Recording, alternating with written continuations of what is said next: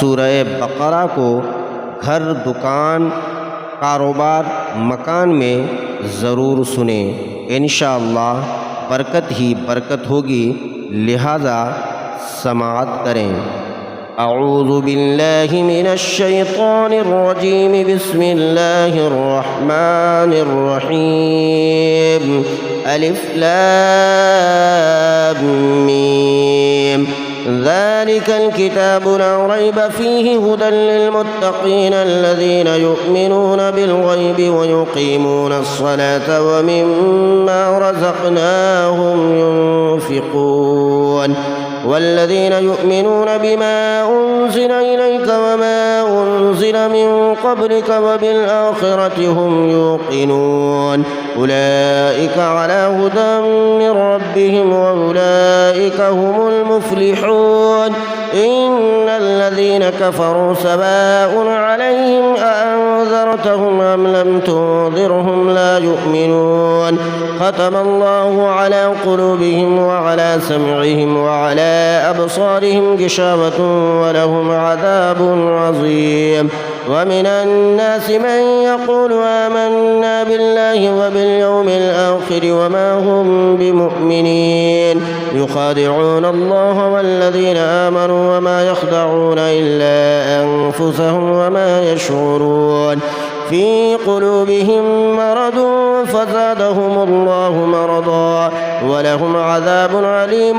بما كانوا يكذبون. وإذا قيل لهم لا تفسدوا في الأرض قالوا إنما نحن مصلحون. ألا إنهم هم المفسدون ولكن لا يشعرون. وإذا قيل لهم آمنوا كما آمن الناس قالوا ونؤمن كما آمن السفهاء. ألا إنهم هم السفهاء ولكن لا يعلمون. وإذا لقوا الذين آمنوا قالوا آمنا وإذا خلوا إلى شياطينهم قالوا إنا معكم إنما نحن مستهزئون.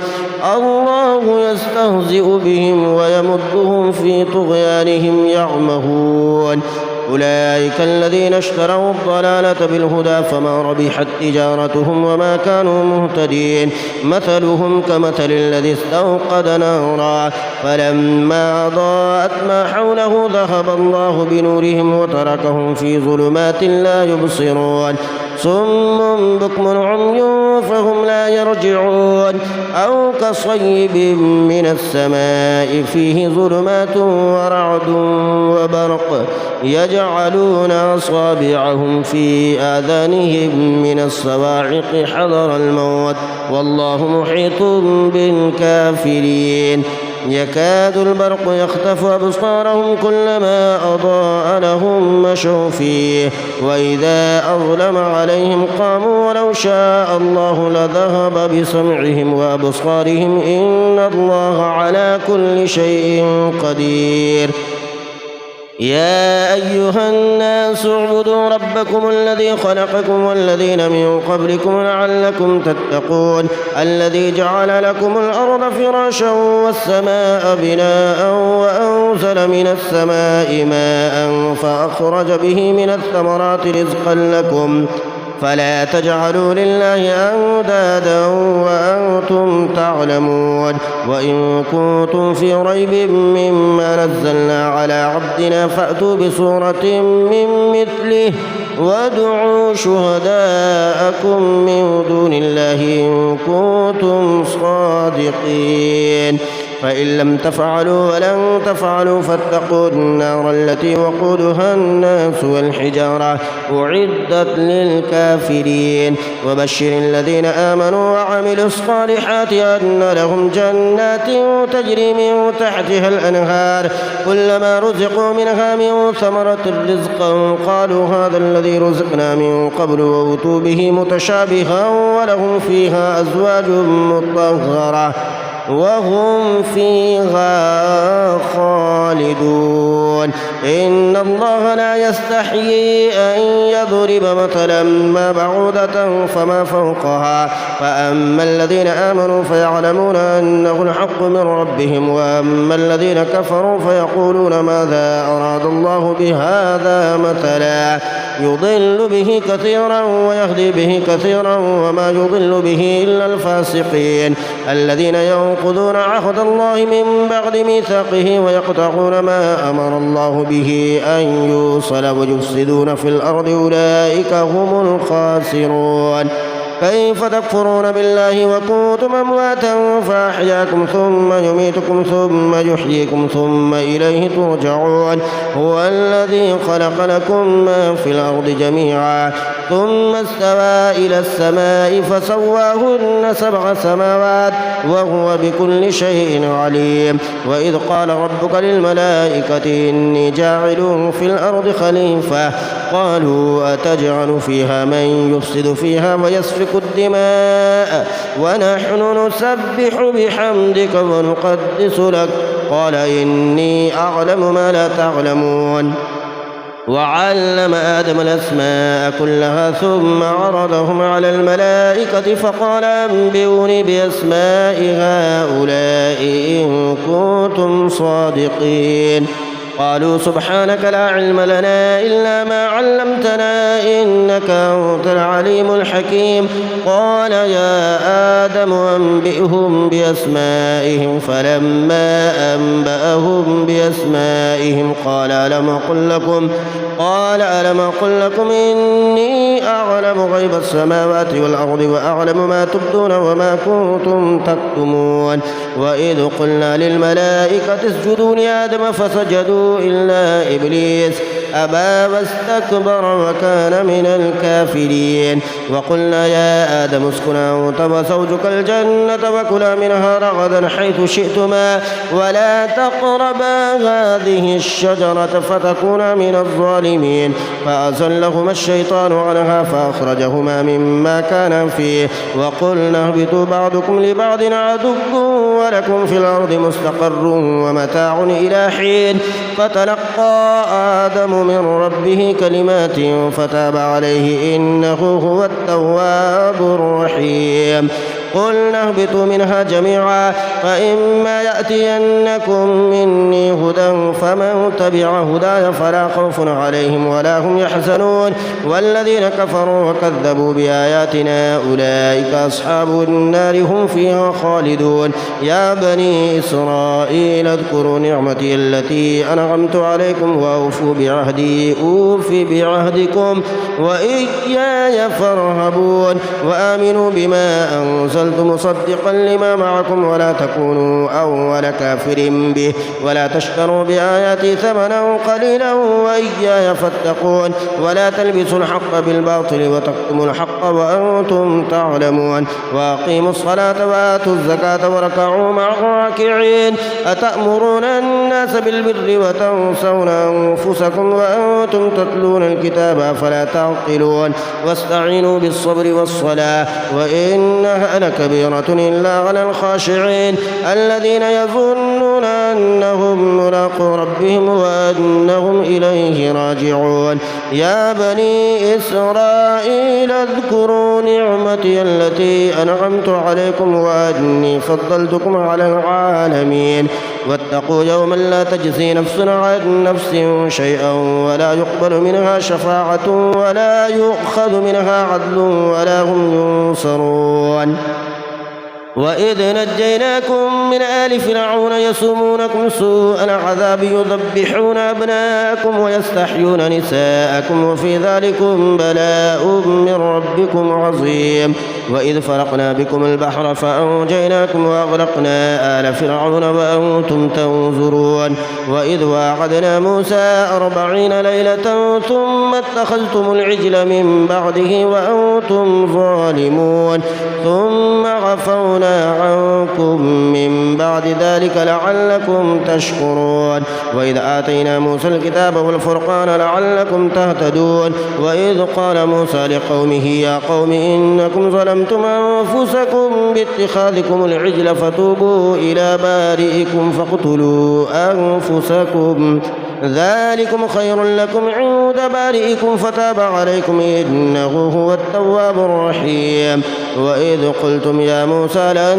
نؤمن لك حتى نرى الله جهرة فأخذتكم الصاعقة وأنتم تنظرون ثم بعثناكم من بعد موتكم لعلكم تشكرون. وظللنا عليكم الغمام وأنزلنا عليكم المن والسلوى كلوا من طيبات ما رزقناكم وما ظلمونا ولكن كانوا أنفسهم يظلمون. وإذ قلنا ادخلوا هذه القرية فكلوا منها حيث شئتم رغدا وادخلوا الباب سجدا وقولوا حتة نغفر لكم خطاياكم وسنزيد المحسنين. فبدل الذين ظلموا قولا غير الذي قيل لهم فأنزلنا على الذين ظلموا رجزا من السماء بما كانوا يفسقون. وإذ استسقى موسى لقومه فقلنا اضرب بعصاك الحجر فانفجرت منه 12 عينا قد علم كل أناس مشربهم كلوا واشربوا من رزق الله ولا تعثوا في الأرض مفسدين. وإذ قلتم يا موسى لن نصبر على طعام واحد فادع لنا ربك يخرج لنا مما تنبت الأرض من بقلها وقثائها وفومها وعدسها وبصلها قال تستبدلون الذي هو أدنى بالذي هو خير اهبطوا مصرا فإن لكم ما سألتم وضربت عليهم الذلة والمسكنة وباءوا بغضب من الله ذلك بأنهم كانوا يكفرون بآيات الله ويقتلون النبيين بغير الحق ذلك بما عصوا وكانوا يعتدون. إن الذين آمنوا والذين هادوا والنصارى والصابئين من آمن بالله واليوم الآخر وعمل صالحا فلهم أجرهم عند ربهم ولا خوف عليهم ولا هم يحزنون. وإذا أخذنا ميثاقكم ورفعنا فوقكم الطور خذوا ما آتيناكم بقوة واذكروا ما فيه لعلكم تتقون ثم توليتم من بعد ذلك فلولا فضل الله عليكم ورحمته لكنتم من الخاسرين. ولقد علمتم الذين اعتدوا منكم في السبت فقلنا لهم كونوا قردة خاسئين فجعلناها نكالا لما بين يديها وما خلفها وموعظة للمتقين. وإذ قال موسى لقومه إن الله يأمركم أن تذبحوا بقرة قالوا وتتخذنا هزوا قال أعوذ بالله أن أكون من الجاهلين. قالوا ادع لنا ربك يبين لنا ما هي قال إنه يقول إنها بقرة لا فارض ولا بكر عوان بين ذلك فافعلوا ما تؤمرون. قالوا ادع لنا ربك يبين لنا ما لونها قال إنه يقول إنها بقرة صفراء فاقع لونها تسر الناظرين.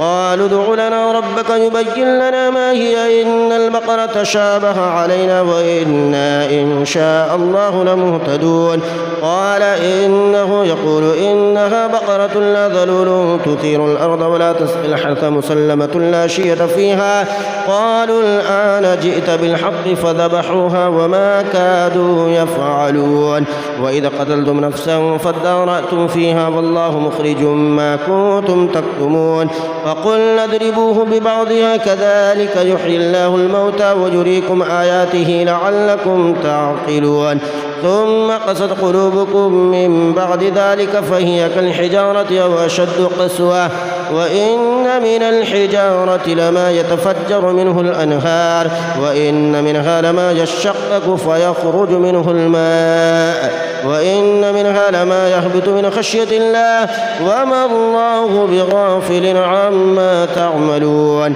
أفتطمعون أن يؤمنوا لكم وقد كان فريق منهم يسمعون كلام الله ثم يحرفونه من بعد ما قالوه وهم يعلمون وإذا لقوا الذين آمنوا قالوا آمنا وإذا خلا بعضهم إلى بعض قالوا وتحدثونهم بما فتح الله عليكم ليحاجوكم به عند ربكم أفلا تعقلون أولا يعلمون أن الله يعلم ما يسرون وما يعلنون ومنهم أميون لا يعلمون الكتاب إلا أماني وإنهم إلا يظنون فويل للذين يكتبون الكتاب بأيديهم ثم يقولون هذا من عند الله ليشتروا به ثمنا قليلا فويل لهم مما كتبت أيديهم وويل لهم مما يكسبون وقالوا لن تمسنا النار إلا أياما معدودة قل أتخذتم من عند الله عهدا فلن يخلف الله عهده أم تقولون على الله ما لا تعلمون بلى من كسب سيئة وأحاطت به خطيئته فأولئك أصحاب النار هم فيها خالدون والذين آمنوا وعملوا الصالحات أولئك أصحاب الجنة هم فيها خالدون وإذا أخذنا ميثاق بني إسرائيل لا تعبدون إلا الله وبالوالدين إحسانا وذي القربى واليتامى والمساكين وقولوا للناس حسنا وأقيموا الصلاة وآتوا الزكاة ثم توليتم إلا قليلا منكم وأنتم معرضون وإذا أخذنا ميثاقكم لا تسفكون دماءكم ولا تخرجون أنفسكم من دياركم ثم أقررتم وأنتم تشهدون ثم أنتم هؤلاء تقتلون أنفسكم وتخرجون فريقا منكم من ديارهم تظاهرون عليهم بالإثم والعدوان وإن يأتوكم سارى تفادوهم وهو محرم عليكم إخراجهم أفتؤمنون ببعض الكتاب وتكفرون ببعض فما جزاء من يفعل ذلك منكم إلا خزي في الحياة الدنيا ويوم القيامة يردون إلى أشد العذاب وما الله بغافل عما تعملون أولئك الذين اشتروا الحياة الدنيا بالآخرة فلا يخفف عنهم العذاب ولا هم ينصرون ولقد آتينا موسى الكتاب وقفينا من بعده بالرسل وآتينا عيسى ابن مريم البينات وأيدناه بروح القدس أفكلما جاءكم رسول بما لا تهوى أنفسكم استكبرتم ففريقا كذبتم وفريقا تقتلون وقالوا قلوبنا غلف بل لعنهم الله بكفرهم فقليلا ما يؤمنون ولما جاءهم كتاب من عند الله مصدق لما معهم وكانوا من قبل يستفتحون على الذين كفروا فلما جاءهم ما عرفوا كفروا به فلعنة الله على الكافرين بئس ما اشتروا به أنفسهم أن يكفروا بما أنزل الله بغيا أن ينزل الله من فضله على من يشاء من عباده فباءوا بغضب على غضب وللكافرين عذاب مهين وإذا قيل لهم آمنوا بما أنزل الله قالوا نؤمن بما أنزل علينا ويكفرون بما وراءه وهو الحق مصدقا لما معهم قل فلم تقتلون أنبياء الله من قبل إن كنتم مؤمنين ولقد جاءكم موسى بالبينات ثم اتخذتم العجل من بعده وأنتم ظالمون وإذا أخذنا ميثاقكم ورفعنا فوقكم الطور خذوا ما آتيناكم بقوة واسمعوا قالوا سمعنا وعصينا وأشربوا في قلوبهم العجل بكفرهم قل بئس ما يأمركم به إيمانكم إن كنتم مؤمنين قل إن كانت لكم الدار الآخرة عند الله خالصة من دون الناس فتمنوا الموت إن كنتم صادقين ولن يتمنوه أبدا بما قدمت أيديهم والله عليم بالظالمين ولتجدنهم أحرص الناس على حياة ومن الذين أشركوا يود أحدهم لو يعمر 1000 سنة وما هو بمزحزحه من العذاب أن يعمر والله بصير بما يعملون قل من كان عدوا لجبريل فإنه نزله على قلبك بإذن الله مصدقا لما بين يديه وهدى وبشرى للمؤمنين من كان عدوا لله وملائكته ورسله وجبريل وميكال فإن الله عدو للكافرين ولقد أنزلنا إليك آيات بينات وما يكفر بها إلا الفاسقون أفكلما عاهدوا عهدا نبذه فريق منهم بل أكثرهم لا يؤمنون ولما جاءهم رسول من عند الله مصدق لما معهم نبذ فريق من الذين أوتوا الكتاب كتاب الله وراء ظهورهم كأنهم لا يعلمون واتبعوا ما تتلو الشياطين على ملك سليمان وما كفر سليمان ولكن الشياطين كفروا يعلمون الناس السحر وما أنزل على الملكين ببابل هاروت وماروت وما يعلمان من أحد حتى يقولا إنما نحن فتنة فلا تكفر فيتعلمون منهما ما يفرقون به بين المرء وزوجه وما هم بضارين به من أحد إلا بإذن الله ويتعلمون ما يضرهم ولا ينفعهم ولقد علموا لمن اشتراه ما له في الآخرة من خلاق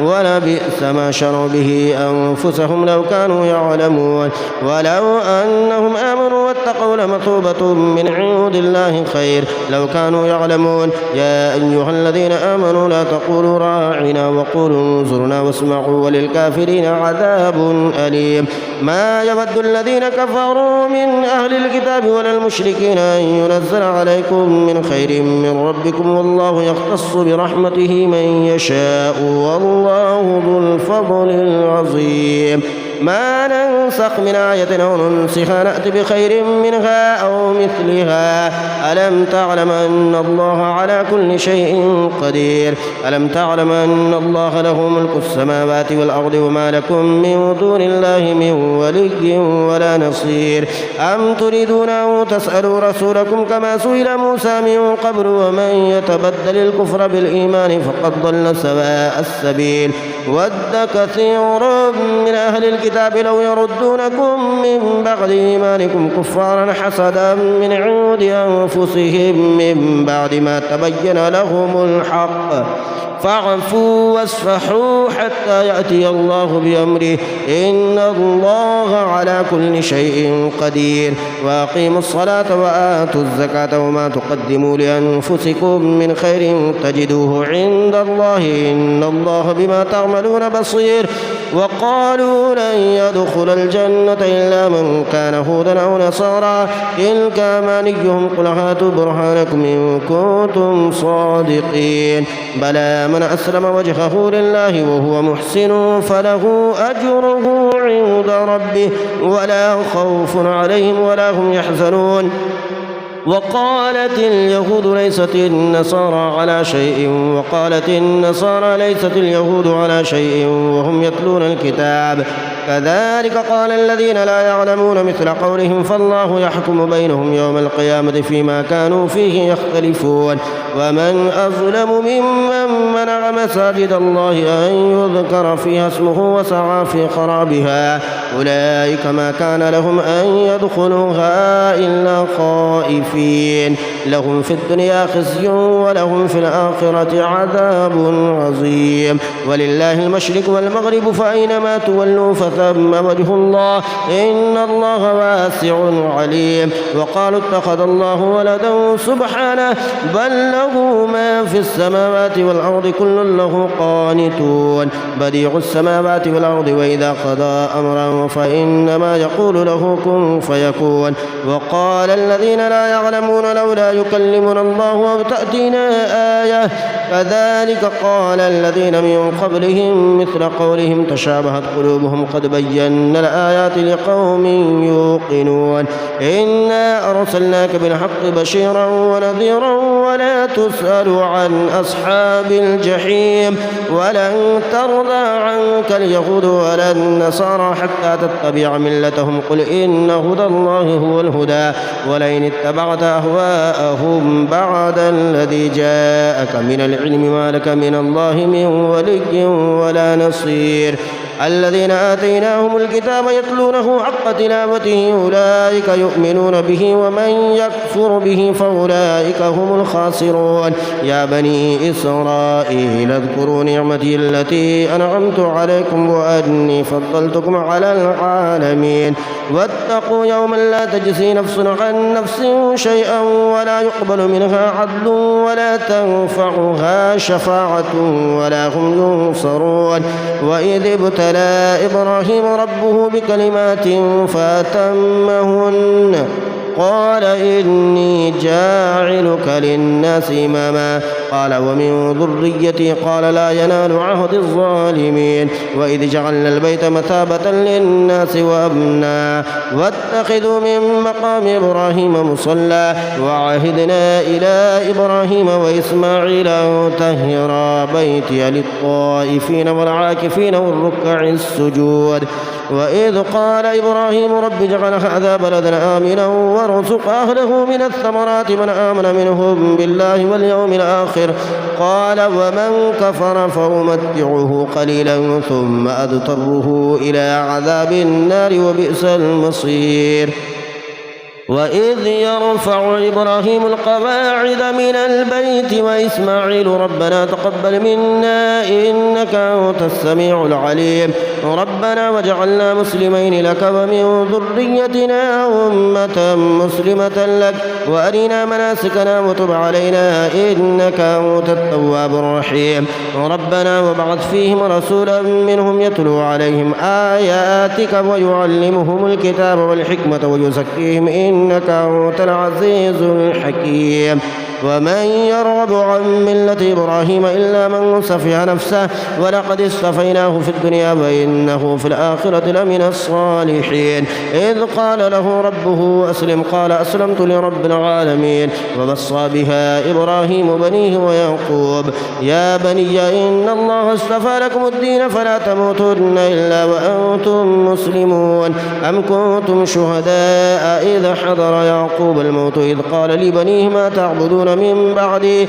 قالوا نعبد إلهك وإله آبائك إبراهيم وإسماعيل وإسحاق إلها واحدا ونحن له مسلمون تلك أمة قد خلت لها ما كسبت ولكم ما كسبتم ولا تسألون عما كانوا يعملون وقالوا كونوا هودا أو نصارى تهتدوا قل بل ملة إبراهيم حنيفا وما كان من المشركين قولوا آمنا بالله وما أنزل إلينا وما أنزل إلى إبراهيم وإسماعيل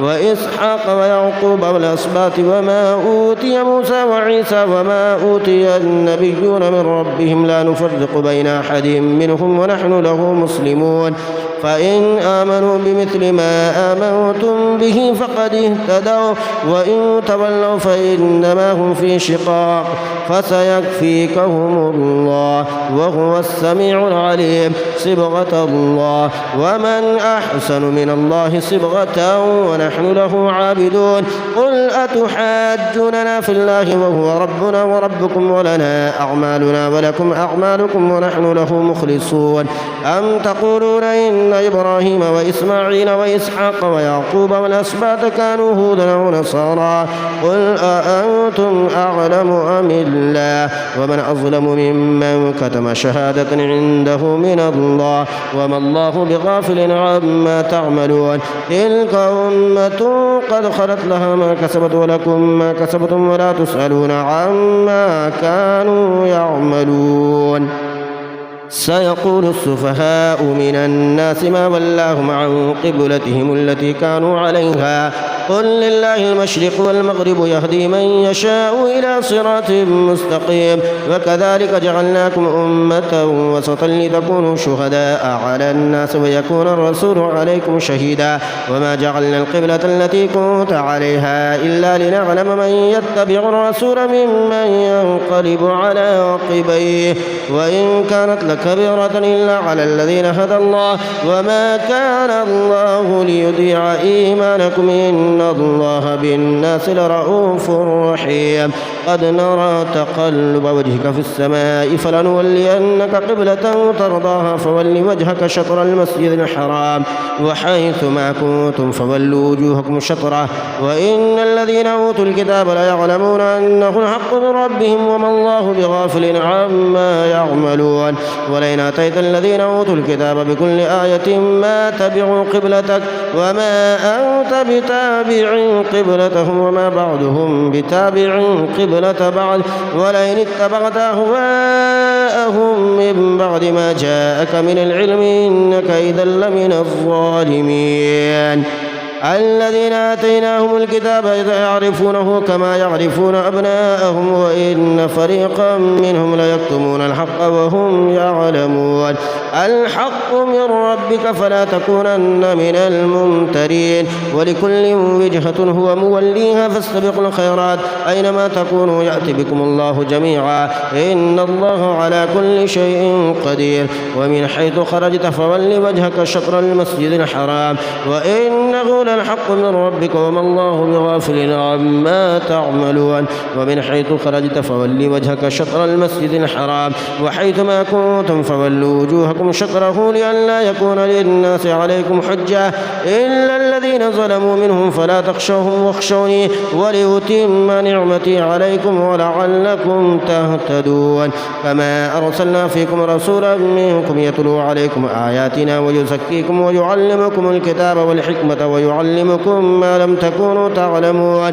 فاذكروني أذكركم واشكروا لي ولا تكفرون يا أيها الذين آمنوا استعينوا بالصبر والصلاة إن الله مع الصابرين ولا تقولوا لمن يقتل في سبيل الله أموات بل أحياء ولكن لا تشعرون ولنبلونكم بشيء من الخوف والجوع ونقص من الأموال والأنفس والثمرات وبشر الصابرين الذين إذا أصابتهم مصيبة قالوا إنا لله وإنا إليه راجعون أولئك عليهم صلوات من ربهم ورحمة وأولئك هم المهتدون إن الصفا والمروة من شعائر الله فمن حج البيت أو اعتمر فلا جناح عليه أن يطوف بهما ومن تطوع خيرا فإن الله شاكر عليم إن الذين يكتمون ما أنزلنا من البينات والهدى من بعد ما بيناه للناس في الكتاب أولئك يلعنهم الله ويلعنهم اللاعنون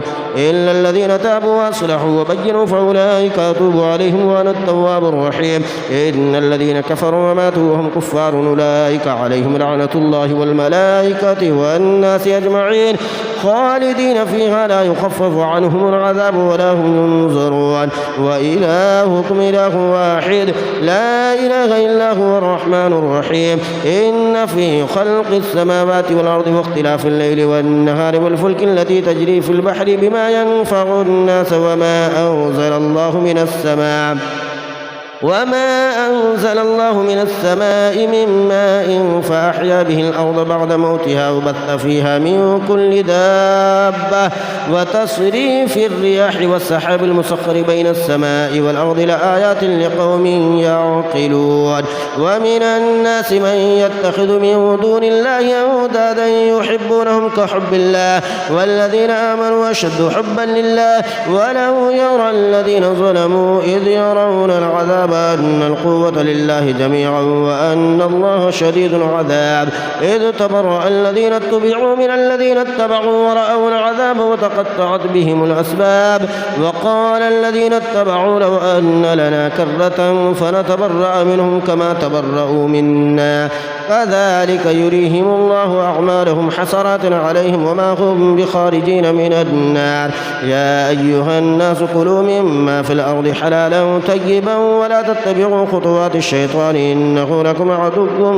مبين إنما يأمركم بالسوء والفحشاء وأن تقولوا على الله ما لا تعلمون وإذا قيل لهم اتبعوا ما أنزل الله قالوا بل نتبع ما ألفينا عليه آباءنا أولو كان آباؤهم لا يعقلون شيئا ولا يهتدون ومثل الذين كفروا كمثل الذي ينعق بما لا يسمع إلا دعاء ونداء صم بكم عمي فهم لا يعقلون يا أيها الذين آمنوا كلوا من طيبات ما رزقناكم واشكروا لله إن كنتم إياه تعبدون إنما حرم عليكم الميتة والدم ولحم الخنزير وما أهل به لغير الله فمن اضطر غير باغ ولا عاد فلا إثم عليه إن الله غفور رحيم إن الذين يكتمون ما أنزل الله من الكتاب ويشترون به ثمنا قليلا أولئك ما يأكلون في بطونهم إلا النار ولا يكلمهم الله يوم القيامة ولا يزكيهم ولهم عذاب أليم أولئك الذين اشتروا الضلالة بالهدى والعذاب بالمغفرة فما أصبرهم على النار ذلك بأن الله نزل الكتاب بالحق وإن الذين اختلفوا في الكتاب لفي شقاق بعيد ليس البر أن تولوا وجوهكم قبل المشرق والمغرب ولكن البر من آمن بالله واليوم الآخر والملائكة والكتاب والنبيين وآتى المال على حبه ذوي القربى واليتامى والمساكين وابن السبيل والسائلين وفي الرقاب وأقام الصلاة وآتى الزكاة والموفون بعهدهم إذا عاهدوا والصابرين في البأساء والضراء وحين البأس أولئك الذين صدقوا وأولئك هم المتقون يا أيها الذين آمنوا كتب عليكم القصاص في القتلى الحر بالحر والعبد بالعبد والأنثى بالأنثى فمن عفي له من أخيه شيء فاتباع بالمعروف وأداء إليه بإحسان ذلك تخفيف من ربكم ورحمة فمن اعتدى بعد ذلك فله عذاب أليم ولكم في القصاص حياة يا أولي الألباب لعلكم تتقون كتب عليكم إذا حضر أحدكم الموت إن ترك خيرا الوصية للوالدين والأقربين بالمعروف حقا على المتقين فمن بدله بعدما سمعه فإنما إثمه على الذين يبدلونه إن الله سميع عليم فمن خاف من موص جنفا أو إثما فأصلح بينهم فلا إثم عليه إن الله غفور رحيم يا أيها الذين آمنوا كتب عليكم الصيام كما كتب على الذين من قبلكم لعلكم تتقون أياما معدودات فمن كان منكم مريضا أو على سفر فعدة من أيام أخر وعلى الذين يطيقونه فدية طعام مسكين فمن تطوع خيرا فهو خير له وأن تصوموا خير لكم إن كنتم تعلمون شهر رمضان الذي أنزل فيه القرآن هدى للناس وبينات من الهدى والفرقان فمن شهد منكم الشهر فليصم ومن كان مريضا وعلى سفر فعدة من أيام أخر يريد الله بكم اليسر ولا يريد بكم العسر ولتكملوا العدة ولتكبروا الله على ما هداكم ولعلكم تشكرون وإذا سألك عبادي عني فإني قريب أجيب دعوة الداعي إذا دعاني فليستجيبوا لي وليؤمنوا بي لعلهم يرشدون أحل لكم ليلة الصيام الرفث إلى نسائكم هن لباس لكم وأنتم لباس لهن علم الله أنكم كنتم تختانون أنفسكم فتاب عليكم وعفى عنكم فالآن باشروهن وابتغوا ما كتب الله لكم وكلوا واشربوا حتى يتبين لكم الخيط الأبيض من الخيط الأسود من الفجر ثم أتموا الصيام إلى الليل ولا تباشروهن وأنتم عاكفون في المساجد تلك حدود الله فلا تقربوها كذلك يبين الله آياته للناس لعلهم يتقون ولا تأكلوا أموالكم بينكم بالباطل وتدلوا بها إلى الحكام لتأكلوا فريقا من أموال الناس بالإثم وأنتم تعلمون يسألونك عن الأهلة قل هي مواقيت للناس والحج وليس البر بأن تأتوا البيوت من ظهورها ولكن البر من اتقى وأتوا البيوت من أبوابها واتقوا الله لعلكم تفلحون وقاتلوا في سبيل الله الذين يقاتلونكم ولا تعتدوا إن الله لا يحب المعتدين واقتلوهم حيث ثقفتموهم وأخرجوهم من حيث أخرجوكم والفتنة أشد من القتل ولا تقاتلوهم عند المسجد الحرام حتى يقاتلوكم فيه فإن قاتلوكم فاقتلوهم كذلك جزاء الكافرين فإن انتهوا فإن الله غفور رحيم وقاتلوهم حتى لا تكون فتنة ويكون الدين لله فإن انتهوا فلا عدوان إلا على الظالمين. الشهر الحرام بالشهر الحرام والحرمات قصاص فمن اعتدى عليكم فاعتدوا عليه بمثل ما اعتدى عليكم واتقوا الله واعلموا أن الله مع المتقين وأنفقوا في سبيل الله ولا تلقوا بأيديكم إلى التهلكة وأحسنوا إن الله يحب المحسنين وأتموا الحج والعمرة لله فإن أحصرتم فما استيسر من الهدي ولا تحلقوا رؤوسكم حتى يبلغ الهدي محله فمن كان منكم مريضا أو به أذى من رأسه ففدية من صيام أو صدقة أو نسك فإذا أمنتم فمن تمتع بالعمرة إلى الحج فما استيسر من الهدي فمن لم يجد فصيام 3 أيام في الحج و7 إذا رجعتم تلك 10 كاملة ذلك لمن لم يكن أهله حاضر المسجد الحرام واتقوا الله واعلموا أن الله شديد العقاب. الحج أشهر معلومات فمن فرض فيهن الحج فلا رفث ولا فسوق ولا جدال في الحج وما تفعلوا من خير يعلمه الله وتزودوا فإن خير الزاد التقوى واتقون يا أولي الألباب. ليس عليكم جناح أن تبتغوا فضلا من ربكم فإذا فضتم من عرفات فاذكروا الله عند المشعر الحرام واذكروه كما هداكم وإن كنتم من قبله لمن الضالين ثم أفيضوا من حيث أفاد الناس واستغفروا الله إن الله غفور رحيم. فإذا قضيتم مناسككم فاذكروا الله كذكركم آباءكم أو أشد ذكرا فمن الناس من يقول ربنا آتنا في الدنيا وما له في الآخرة من خلاق ومنهم من يقول ربنا آتنا في الدنيا حسنة وفي الآخرة حسنة وقنا عذاب النار أولئك لهم نصيب مما كسبوا والله سريع الحساب. واذكروا الله في أيام معدودات فمن تعجل في يومين فلا إثم عليه ومن تأخر فلا إثم عليه لمن اتقى واتقوا الله واعلموا أنكم إليه تحشرون. ومن الناس من يعجبك قوله في الحياة الدنيا ويشهد الله على ما في قلبه وهو ألد الخصام وإذا تولى سعى في الأرض ليفسد فيها ويهلك الحرث والنسل والله لا يحب الفساد. وإذا قيل له اتق الله أخذته العزة بالإثم فحسبه جهنم ولبئس المهاد. ومن الناس من يشري نفسه ابتغاء مرضات الله والله رؤوف بالعباد. يا أيها الذين آمنوا ادخلوا في السلم كافة ولا تتبعوا خطوات الشيطان إنه لكم عدو مبين. فإن زللتم من بعد ما جاءتكم البينات فاعلموا أن الله عزيز حكيم. هل ينظرون إلا أن يأتيهم الله في ظلل من الغمام والملائكة وقضي الأمر وإلى الله ترجع الأمور. صل بني إسرائيل كما آتيناهم من آية بينة ومن يبدل نعمة الله من بعد ما جاءته فإن الله شديد العقاب. زين للذين كفروا الحياة الدنيا ويسخرون من الذين آمنوا والذين اتقوا فوقهم يوم القيامة والله يرزق من يشاء بغير حساب.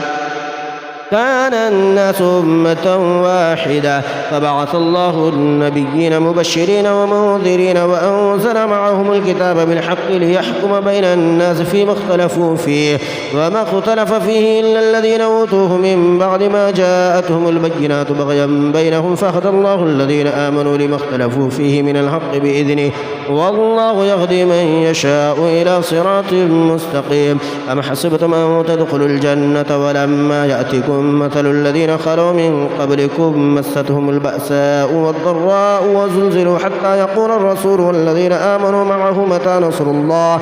ألا إن نصر الله قريب. يسألونك ماذا ينفقون قل ما أنفقتم من خير فللوالدين والأقربين واليتامى والمساكين وابن السبيل وما تفعلوا من خير فإن الله به عليم.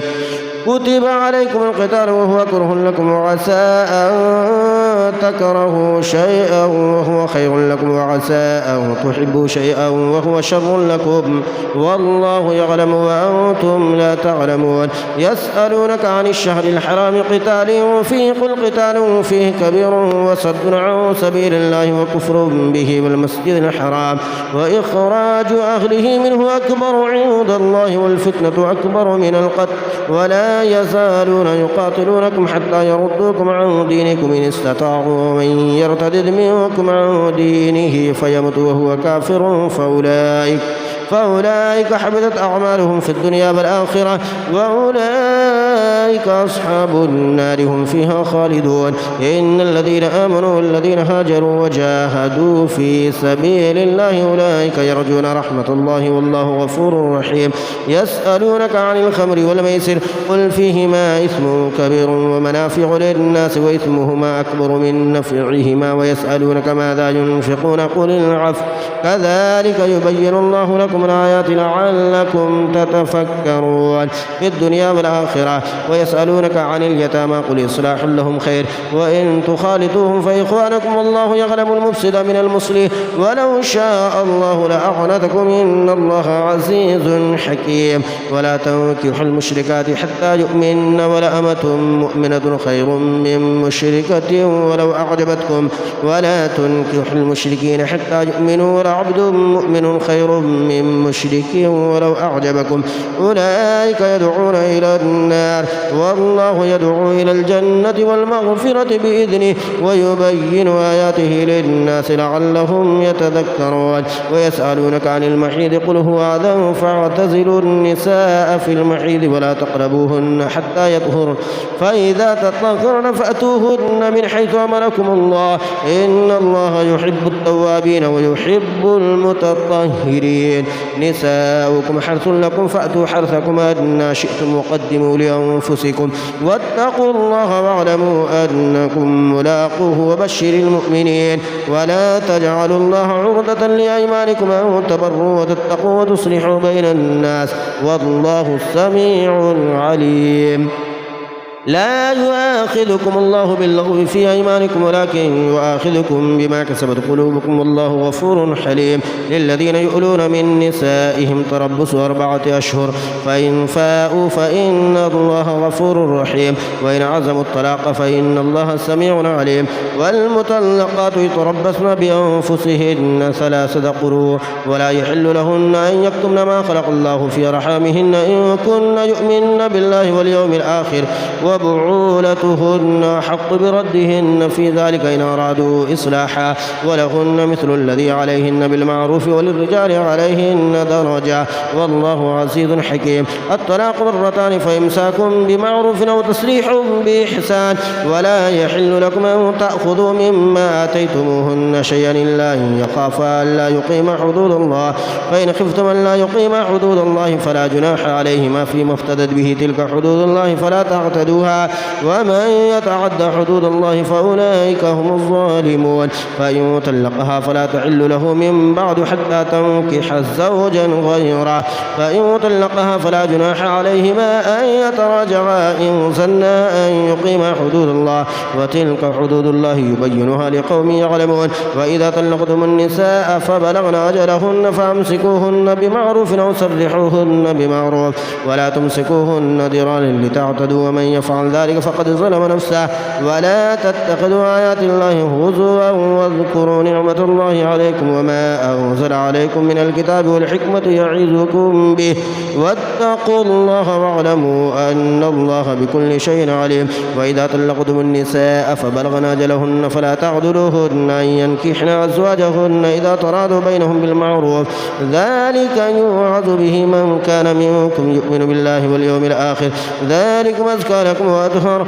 والله يعلم وأنتم لا تعلمون. والوالدات يرضعن أولادهن حولين كاملين لمن أراد أن يتم الرضاعة وعلى المولود له رزقهن وكسوتهن بالمعروف لا تكلف نفس إلا وسعها لا تضار والدة بولدها ولا مولود له بولده وعلى الوارث مثل ذلك فإن أرادا فصالا أو تراد منهما وتشاور فلا جناح عليهما، وإن أردتم أن تسترضعوا أولادكم فلا جناح عليكم إذا سلمتم ما آتيتم بالمعروف، واتقوا الله واعلموا أن الله بما تعملون بصير. والذين يتوفون منكم ويذرون أزواجا يتربصن بأنفسهن 4 أشهر و10، فإذا بلغن أجلهن فلا جناح عليكم فيما فعلن في أنفسهن بالمعروف، والله بما تعملون خبير. ولا جناح عليكم فيما عقدتم به من خطبة النساء أو أكننتم في أنفسكم، علم الله أنكم ستذكرونهن ولكن لا تواعدوهن سرا إلا أن تقولوا قولا معروفا.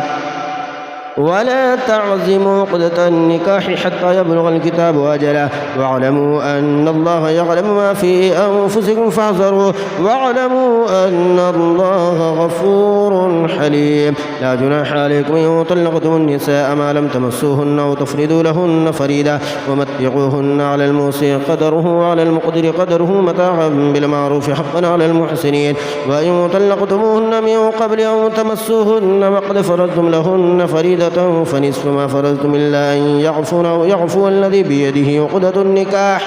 وأن تعفوا أقرب للتقوى. ولا تنسوا الفضل بينكم إن الله بما تعملون بصير. حافظوا على الصلوات والصلاة الوسطى وقوموا لله قانتين. وإن خفتم فرجالا أو ركبانا فإذا أمنتم فاذكروا الله كما علمكم ما لم تكونوا تعلمون. والذين يتوفون منكم ويذرون أزواجا وصية لأزواجهم متاعا إلى الحول غير إخراج، فإن خرجن فلا جناح عليكم فيما فعلن في أنفسهن من معروف، والله عزيز حكيم. وللمطلقات متاع بالمعروف حقا على المتقين. كذلك يبين الله لكم آياته لعلكم تعقلون. ألم تر إلى الذين خرجوا من ديارهم وهم ألوف حذر الموت فقال لهم الله موتوا ثم أحياهم إن الله لذو فضل على الناس ولكن أكثر الناس لا يشكرون. وقاتلوا في سبيل الله واعلموا أن الله سميع عليم. من ذا الذي يقرض الله قرضا حسنا فيضاعفه له أضعافا كثيرة، والله يقبض ويبسط وإليه ترجعون. ألم تر إلى الملأ من بني إسرائيل من بعد موسى إذ قالوا لنبي له ابعث لنا ملكا نقاتل في سبيل الله، قال هل عسيتم إن كتب عليكم القتال ألا تقاتلوا؟ قالوا وما لنا ألا نقاتل في سبيل الله وقد خرجنا من ديارنا وأبنائنا، فلما كتب عليهم القتال تولوا إلا قليلا منهم والله عليم بالظالمين. وقال لهم نبيهم إن الله قد بعث لكم طالوت ملكا، قالوا أنى يكون له الملك علينا ونحن أحق بالملك منه ولم يؤت سعة من المال، قال إن الله اصطفاه عليكم وزاده بسطة في العلم والجسم، والله يؤتي ملكه من يشاء والله واسع عليم. وقال لهم نبيهم إن آية ملكه أن يأتيكم التابوت فيه سكينة من ربكم وبقية مما ترك آل موسى وآل هارون تحمله الملائكة إن في ذلك لآية لكم إن كنتم مؤمنين. فلما فصل طالوت بالجنود قال إن الله مبتليكم بنهر فمن شرب منه فليس مني ومن لم يطعمه فإنه مني إلا من اغترف غرفة بيده فشربوا منه إلا قليلا منهم. فلما جاوزه هو والذين آمنوا معه قالوا لا طاقة لنا اليوم بجالوت وجنوده. قال الذين يظنون أنهم ملاقو الله كم من فئة قليلة غلبت فئة كثيرة بإذن الله والله مع الصابرين. ولما برزوا لجالوت وجنوده قالوا ربنا افرغ علينا صبرا وثبت أقدامنا وانصرنا على القوم الكافرين. فهزموهم بإذن الله وقتل داود جالوت وآتاه الله الملك والحكمة وعلمه مما يشاء ولولا دفع الله الناس بعدهم ببعض لفسدت الأرض ولكن الله ذو فضل على العالمين.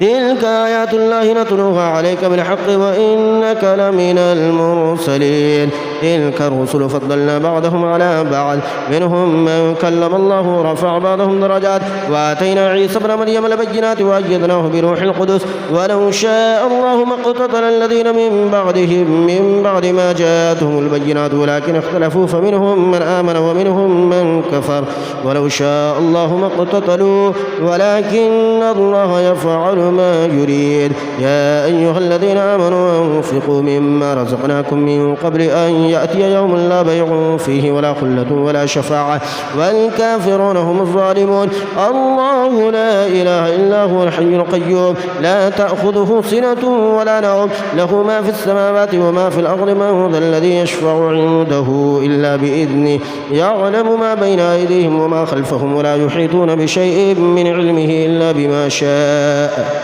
وسع كرسيه السماوات والأرض ولا يؤوده حفظهما وهو العلي العظيم. لا إكراه في الدين قد تبين الرشد من الغي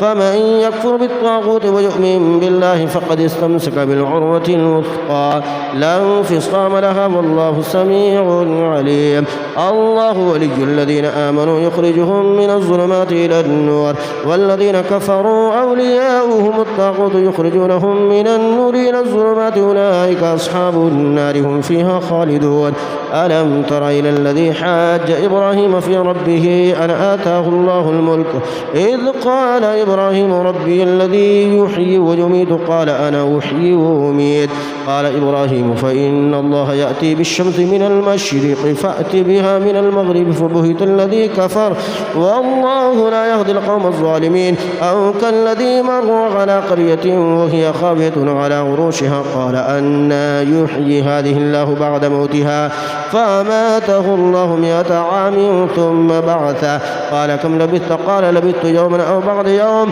قال بل لبثت 100 عام فانظر إلى طعامك وشرابك لم يتسنه وانظر إلى حمارك ولنجعلك آية للناس وانظر إلى العظام كيف ننشزها ثم نكسوها لحما فلما تبين له قال أعلم أن الله على كل شيء قدير. وإذ قال إبراهيم ربي أرني كيف تحيي الموتى قال ولم تؤمن قال بلى ولكن ليطمئن قلبي قال فخذ 4 من الطير فصرهن إليك ثم اجعل على كل جبل منهن جزعا ثم ادعوهن يأتينك سعيا واعلم أن الله عزيز حكيم. مثل الذين ينفقون أموالهم في سبيل الله كمثل حبة أنبتت 7 سنابل في كل سنبلة 100 حبة والله يضاعف لمن يشاء والله واسع عليم. الذين ينفقون أموالهم في سبيل الله ثم لا يتبعون ما أنفقوا منا ولا أذى لهم أجرهم عند ربهم ولا خوف عليهم ولا هم يحزنون. قول معروف ومغفرة خير من صدقة يتبعها عذاب والله غني حليم. يا أيها الذين آمنوا لا تبطلوا صدقاتكم بالمن والأذى كالذي ينفق ماله رئاء الناس ولا يؤمن بالله واليوم الآخر فمثله كمثل صفوان عليه تراب فأصابه وابل فتركه صلدا لا يقدرون على شيء مما كسبوا والله لا يهدي القوم الكافرين. ومثل الذين ينفقون أموالهم ابتغاء مرضات الله وتثبيتا من أنفسهم كمثل جنة بربوة أصابها وابل فآتت أكلها ضعفين فإن لم يصبها وابل فطل والله بما تعملون بصير. أيود أحدكم أن تكون له جنة من نخيل وأعناب تجري من تحته الأنهار له فيها من كل الثمرات وأصابه الكبر وله ذرية ضعفاء فأصابها إعصار فيه نار فاحترقت كذلك يبين الله لكم الآيات لعلكم تتفكرون. يا أيها الذين آمنوا أنفقوا من طيبات ما كسبتم ومما أخرجنا لكم من الأرض ولا تيمموا الخبيث منه تنفقون ولستم بآخذه إلا أن تغمضوا فيه واعلموا أن الله غني حميد. الشيطان يعدكم الفقر ويأمركم بالفحشاء والله يعدكم مغفرة منه وفضلا والله واسع عليم. يؤتي الحكمة من يشاء ومن يؤت الحكمة فقد أوتي خيرا كثيرا وما يذكر إلا أولو الألباب وما أنفقتم من نفقة أو نذرتم من نذر فإن الله يعلمه وما للظالمين من أنصار إن تبدوا الصدقات فنعما هي وإن تخفوها وتؤتوها الفقراء فهو خير لكم ويكفر عنكم من سيئاتكم والله بما تعملون خبير ليس عليك هداهم ولكن الله يهدي من يشاء وما تنفقوا من خير فلأنفسكم وما تنفقون إلا ابتغاء وجه الله وما تنفقوا من خير يوفى إليكم وأنتم لا تظلمون للفقراء الذين أحصروا في سبيل الله لا يستطيعون ضربا في الأرض يحسبهم الجاهل أغنياء من التعفف تعرفهم بسيماهم لا يسألون الناس إلحافا وما تنفقوا من خير فإن الله به عليم الذين ينفقون أموالهم بالليل والنهار سرا وعلانية فلهم أجرهم عند ربهم ولا خوف عليهم ولا هم يحزنون الذين يأكلون الربا لا يقومون إلا كما يقوم الذي يتخبطه الشيطان من المس ذلك بأنهم قالوا إنما البيع مثل الربا وأحل الله البيع وحرم الربا فمن جاءه موعظة من ربه فانتهى فله ما سلف وأمره إلى الله ومن عاد فأولئك أصحاب النار هم فيها خالدون يمحق الله الربا ويربي الصدقات والله لا يحب كل كفار أثيم إن الذين آمنوا وعملوا الصالحات وأقاموا الصلاة وآتوا الزكاة لهم أجرهم عند ربهم ولا خوف عليهم ولا هم يحزنون يا أيها الذين آمنوا اتقوا الله وذروا ما بقي من الربا إن كنتم مؤمنين فإن لم تفعلوا فأذنوا بحرب من الله ورسوله وإن تبتم فلكم رؤوس أموالكم لا تظلمون ولا تظلمون وإن كان ذو عسرة فنظرة إلى ميسرة وأن تصدقوا خير لكم إن كنتم تعلمون واتقوا يوما ترجعون فيه إلى الله ثم توفى كل نفس ما كسبت وهم لا يظلمون يا أيها الذين آمنوا إذا تداينتم بدين إلى أجل مسمى فاكتبوه ليكتب بينكم كاتب بالعدل ولا يأبى كاتب أن يكتب كما علمه الله فليكتب وليملل الذي عليه الحق وليتق الله ربه ولا يبخس منه شيئا فإن كان الذي عليه الحق سفيها أو ضعيفا أو لا يستطيع أن يمل هو فليملل وليه بالعدل واستشهدوا شهيدين من رجالكم فإن لم يكونا رجلين فرجل وامرأتان ممن ترضون من الشهداء أن تدل إحداهما فتذكر إحداهما الأخرى ولا يأبى الشهداء إذا ما دعوا ولا تسأموا أن تكتبوه صغيرا أو كبيرا إلى أجله ذلكم أقسط عند الله وأقوم للشهادة وأدنى ألا ترتابوا إلا أن تكون تجارة حاضرة تديرونها بينكم فليس عليكم جناح ألا تكتبوها وأشهدوا إذا تبايعتم ولا يضار كاتب ولا شهيد وإن تفعلوا فإنه فسوق بكم واتقوا الله ويعلمكم الله والله بكل شيء عليم وإن كنتم على سفر ولم تجدوا كاتبا فرهان مقبوضة فإن أمن بعضكم بعدا فليؤدي الذي ائتمن أمانته وليتق الله ربه ولا تكتموا الشهادة ومن يكتمها فإنه آثم قلبه والله بما تعملون عليم لله ما في السماوات وما في الأرض وإن تبدوا ما في أنفسكم أو تخفوه يحاسبكم به الله فيغفر لمن يشاء ويعذب من يشاء والله على كل شيء قدير آمن الرسول بما أنزل إليه من ربه والمؤمنون كل آمن بالله وملائكته وكتبه ورسله لا نفرق بين أحد من رسله وقالوا سمعنا وأطعنا غفرانك ربنا وإليك المصير لا يكلف الله نفسا إلا وسعها لها ما كسبت وعليها ما اكتسبت ربنا لا تؤاخذنا إن نسينا أو أخطأنا ربنا ولا تحمل علينا إصرا كما حملته على الذين من قبلنا ربنا ولا تحملنا ما لا طاقة لنا به واعف عنا واغفر لنا وارحمنا أنت مولانا فانصرنا على القوم الكافرين.